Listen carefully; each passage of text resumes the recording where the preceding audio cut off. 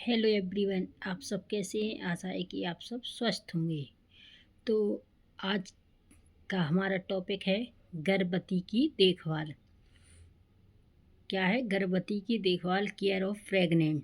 तो आइए चलिए क्वेश्चन आंसर करते हैं। तो पहला क्वेश्चन है, निम्न में से कौन सी वैक्सीन गर्भवती महिला को दी जाती है। तो गर्भवती महिला को कौन सी वैक्सीन दी जाती है। टिटनेस। गर्भवती महिला को कौन सी वैक्सीन दी जाती है। टिटनेस। और टिटनेस के 2 टीके गर्भवती महिलाओं को लगते हैं। दूसरा क्वेश्चन है, 12वें सप्ताह में गर्भस्थ शिशु की लंबाई तथा वजन क्रमशः होता है। 12वें सप्ताह में यानी 3 महीने का गर्भस्थ शिशु की लंबाई तथा वजन क्रमशः कितना होता है। 10 सेंटीमीटर और 60 ग्राम, यानी उसकी लंबाई कितनी होगी 10 सेंटीमीटर और वजन कितना होगा 60 ग्राम। तीसरा क्वेश्चन, आदतन गर्भपात का क्या कारण है। आदतन गर्भपात का क्या कारण है। तो क्या कारण है पूछा है, तो क्या है गर्भाशयिक असमानताएं। बी है मधुमेह को शुगर या डायबिटीज भी कहते हैं। तीसरा है हाइपोथायरॉयडिज्म या ये सभी। तो गर्भपात या अबॉर्शन कहते हैं उसे।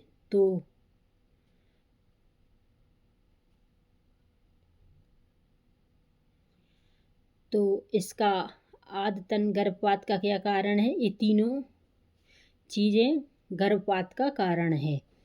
क्या क्या, गर्भाशयिक असमानताएं, दूसरा मधुमेह, तीसरा हाइपोथायरॉयडिज्म, यानी तीनों समस्याएं आती हैं तो क्या हो जाता है गर्भपात।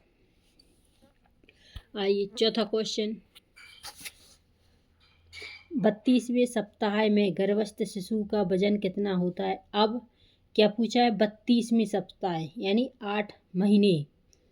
एक महीने में कितने सप्ताह होती है 4। तो 32 में 8 चौको 32 यानी 4 सप्ताह। 8 चौको 32 यानी 8वें महीने में गर्भस्थ शिशु का वजन कितना होता है 1.5 किलोग्राम, यानी 1.5 किलो का। और ऊपर क्या पूछा था 12वें सप्ताह में, या क्या पूछा है 32वें सप्ताह में शिशु का वजन कितना होता है 1.5 किलोग्राम। 5वां क्वेश्चन, प्रसव के समय स्त्री को किस स्थिति में रखा जाता है। प्रसव के समय स्त्री को किस स्थिति में रखा जाता है लिथाटॉमी। किस स्थिति में लिथाटॉमी।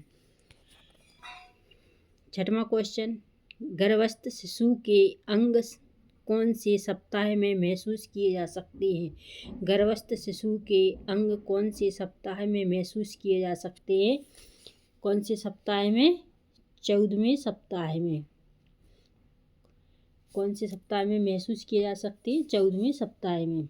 7वां क्वेश्चन, स्तन्यकाल के प्रथम 6 माह के दौरान महिलाएं लगभग कितना दुग्ध स्रावित करती हैं। कितना 6 माह के दौरान महिलाएं लगभग कितना दुग्ध स्रावित करती हैं 600 मिली। कितना 600 मिली।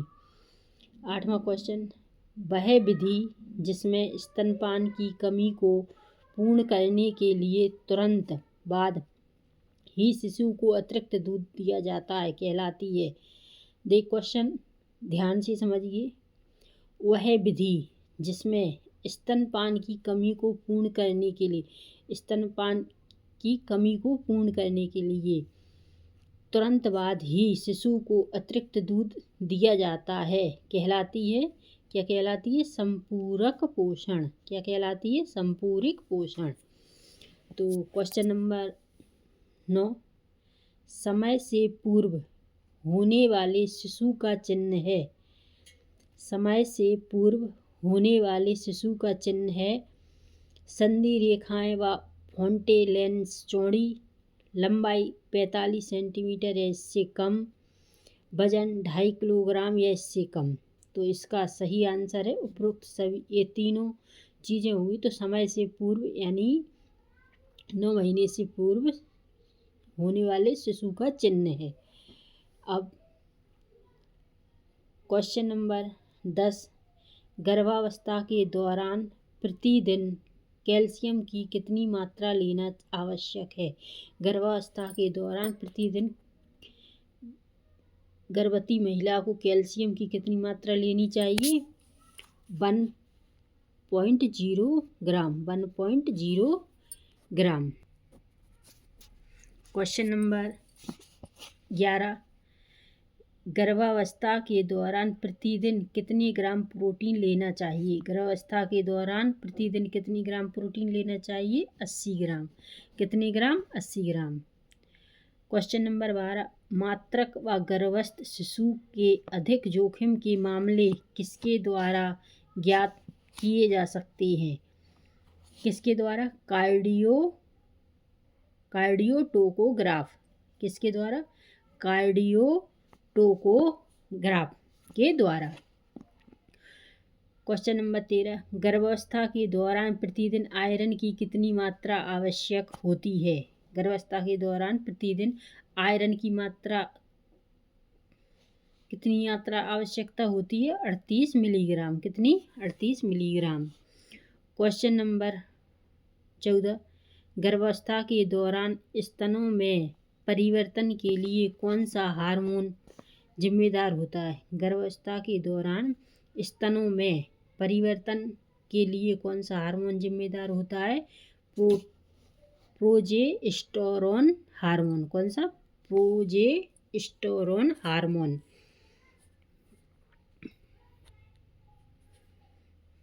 अब आइए क्वेश्चन नंबर 15, निषेचित डिंब कितना समय बीत जाने पर अंतः स्थापना के लिए जिम्मेदार रहता है?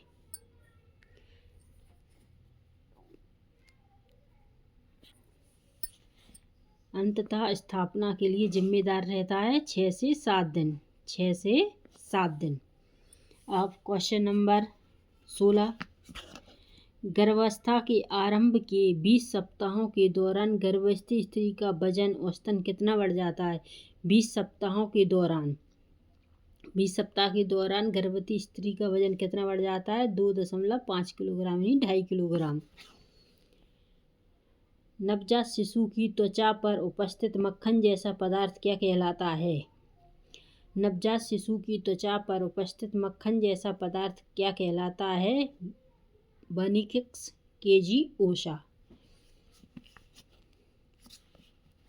18वां, माँ के भ्रूण में किसी संक्रामक रोग के फैलने को क्या कहते हैं? माँ के भ्रूण में किसी संक्रामक रोग के फैलने को क्या कहते हैं? व्हीकल बोर्न संक्रमण। व्हीकल बोर्न संक्रमण। क्वेश्चन नंबर 19, 24वें सप्ताह में गर्भस्थ शिशु का वजन लगभग कितना होता है? 24वें सप्ताह में गर्भस्थ शिशु का वजन लगभग कितना होता है? 700 ग्राम। कितना होता है? 700 ग्राम। क्वेश्चन नंबर 20, निम्न में से किस शिशु में हाइपोकैल्सीमिया की स्थिति पैदा हो सकती है?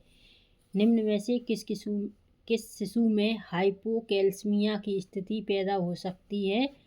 मधुमेही माता के शिशु में, स्तनपान नहीं करने वाले शिशु में और समय के मान से हल्के शिशु में। ये सभी में स्थिति पैदा हो सकती है। तो क्या आ जाएगा इसका आंसर? ये सभी। क्वेश्चन नंबर 21, प्रसव पश्चात रुधिर स्राव के चिन्ह है। प्रसव पश्चात रुधिर स्राव के चिन्ह है कौन से? नरम गर्भाशय, बड़ा गर्भाशय, सी वाला, ए या बी दोनों, या इनमें से कोई नहीं। तो इनमें से क्या? इनमें से कोई नहीं। इसका आंसर ए है। 22वां क्वेश्चन, गर्भावस्था के निश्चयात्मक चिन्हों में शामिल है। गर्भावस्था के निश्चयात्मक चिन्हों में शामिल है गर्भस्थ शिशु के अंग, गर्भस्थ शिशु का हृदय, गर्भस्थ शिशु की हलचलें और ये सभी। तो इसका सही आंसर क्या हो जाएगा? ये सभी। अब गर्भावस्था के दौरान अस्थि बंधनों में कुछ नरमपन व फैलाव किस प्रभाव के कारण होता है? तो किस प्रभाव के कारण होता है? अंतःस्रावी क्रिया। कौन से प्रभाव के कारण? अंतःस्रावी क्रिया। क्वेश्चन नंबर 24, निम्न में से गर्भावस्था के अनुमानित चिन्ह व लक्षण हैं। निम्न में से गर्भावस्था के अनुमानित चिन्ह व लक्षण हैं। स्तनों में परिवर्तन, गर्भ की हलचल, एमेनारिया। तो गर्भावस्था के अनुमानित चिन्ह व लक्षण कौन से हैं? ये तीनों हैं, यानी ये सभी। क्वेश्चन नंबर 25, निम्न में से कौन सी मेडिसिन नवजात विकलांगता प्रकट कर सकती है? निम्न में से कौन सी मेडिसिन जन्मजात विकलांगता प्रकट कर सकती है? तो कौन सी? टेट्रासाइक्लिन, थैलिडोमाइड और बारबिट्यूरेटस। तो ये कौन सी मेडिसिन जन्मजात विकलांगता प्रकट कर सकती है? ये तीनों, यानी ये सभी। क्वेश्चन नंबर 26, नवजात में अतिसार होने का कारण है। नवजात में अतिसार होने का कारण है सेप्सिस, आंत्र की संरचनात्मक अनियमितता और परिगलनकारी आंत्रशोथ और उपरोक्त सभी। तो इसके क्या है? उपरोक्त सभी, यानी ये तीनों आंसर सही है। अब क्वेश्चन नंबर 27, पूर्ण गर्भावस्था के दौरान स्त्री के वजन में लगभग कितनी वृद्धि होती है? पूर्ण गर्भावस्था यानी पूरी गर्भावस्था के दौरान गर्भवती स्त्री में वजन कितना बढ़ता है? कितना बढ़ता है? तो 12 किलोग्राम बढ़ता है। प्रसव के बाद की अवधि कहलाती है। प्रसव के बाद की अवधि क्या कहलाती है? सूतिकावस्था। क्या कहलाती है? सूतिकावस्था। क्वेश्चन नंबर 29, प्रसव के पूर्ण होने पर गर्भाशय का वजन कितना होता है? प्रसव के पूर्ण होने पर गर्भाशय का वजन कितना होता है? यानी कितना होता है? 900 ग्राम। कितना होता है? 900 ग्राम। क्वेश्चन नंबर 30, जो भी हमारे चैनल पर जुड़ रहे हैं, हमारे चैनल को देख रहे हैं, तो हमारे चैनल को लाइक एंड सब्सक्राइब कीजिए। अगर आपको हमारी ये गर्भवती की देखभाल वाले क्वेश्चन अच्छे लग रहे हो तो हमारे चैनल को सब्सक्राइब एंड लाइक कीजिए और अच्छी वीडियो पाने के लिए हमें सब्सक्राइब करें। क्वेश्चन नंबर 30, गर्भवर्तन व नीचे की ओर खिंचाव के संयोजन वाली विधि है। गर्भवर्तन व नीचे की ओर खिंचाव के संयोजन वाली विधि क्या है? लॉपसेट विधि। क्या है? लॉपसेट विधि। क्वेश्चन नंबर 31, नवजात शिशु में कौन कौन से प्रतिवर्त होते हैं? नवजात शिशु में कौन कौन से प्रतिवर्त होते हैं?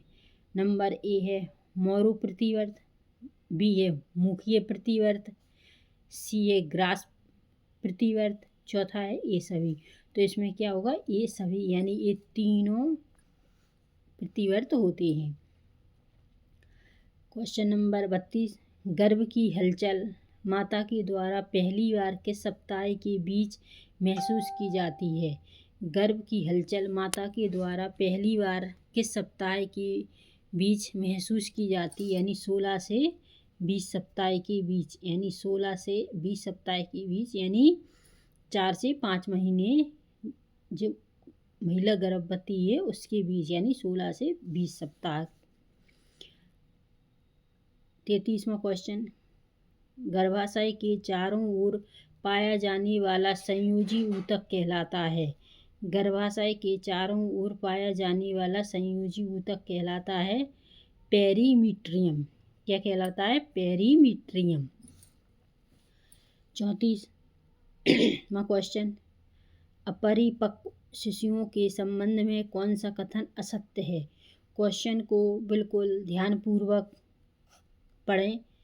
अपरिपक्व शिशुओं के संबंध में कौन सा कथन असत्य है? इसमें क्या आ गया? असत्य। इसी में बच्चे कंफ्यूज आते हैं, सत्य असत्य में ही क्वेश्चन रॉन्ग हो जाता है या गलत हो जाता है। तो इसमें असत्य पूछा है, ना कि सत्य। तो अपरिपक्व शिशुओं के संबंध में कौन सा कथन असत्य है? इनके जन्म के बाद तुरंत स्नान व तेल की मालिश करते रहना चाहिए। क्या है? इनके जन्म के बाद तुरंत स्नान व तेल की मालिश करते रहना चाहिए। ये कैसा है? गलत है, यानी असत्य है।